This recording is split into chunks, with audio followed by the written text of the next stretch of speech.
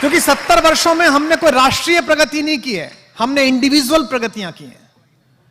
मैं पहली बार जापान गया तो बड़ा आश्चर्य हुआ कि वहां जो मॉल में या किसी सरकारी बिल्डिंग में या कहीं भी जाइए, जो चढ़ने के एलिवेटर्स होते हैं, उनमें सभी लोग सीधे हाथ की तरफ खड़े रहते हैं, एक ही लाइन में, लेफ्ट पूरा खाली। हम तो फैल के चढ़ते हैं।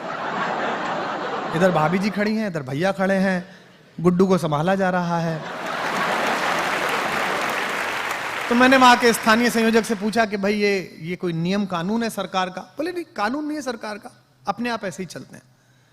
आप देखिए, लंदन जाइए आप, वहां की ट्यूबलर में जाइएगा, महापौर गई होंगी, निश्चित रूप से विश्व में दूसरी व्यवस्थाओं को देखने का अवसर मिलता है जनप्रतिनिधियों को। लाइन से लोग खड़े रहते हैं, पूरी ट्रेन उतरती है, उसके बाद लाइन से लोग चढ़ते हैं। ये राष्ट्रीय चरित्र है, ये नेशनल कैरेक्टर है। हमने इंडिविजुअल कैरेक्टर पैदा करे।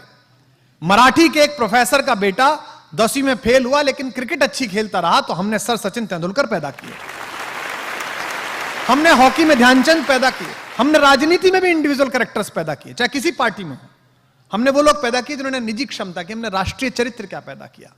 आज अगर कौटिल्य एकेडमी आप सबको इस बात के लिए प्रेरित कर रही है कि आप कल कलेक्टर मिलें, आप कल डिप्टी कमिश्नर मिलें, आप डीएसपी मिलें, तो यह काम कौटिल्य एकेडमी का नहीं था, यह काम स्टेट का था।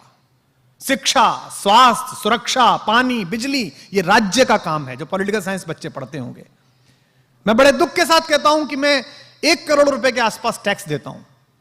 पहले केवल इनकम टैक्स देता था, नई सरकार आई है, महापौर बैठी है, कृपा हुई तो जीएसटी भी लगी कविता पर।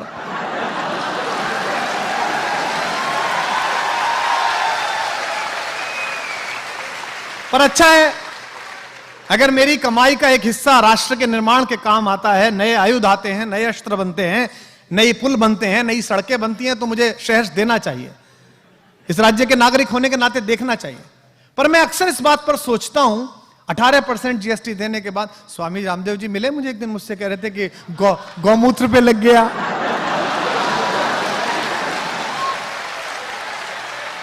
अरे मैंने कहा वो तो मूत्र है, हमारी तो कविता पे लग गया भाई।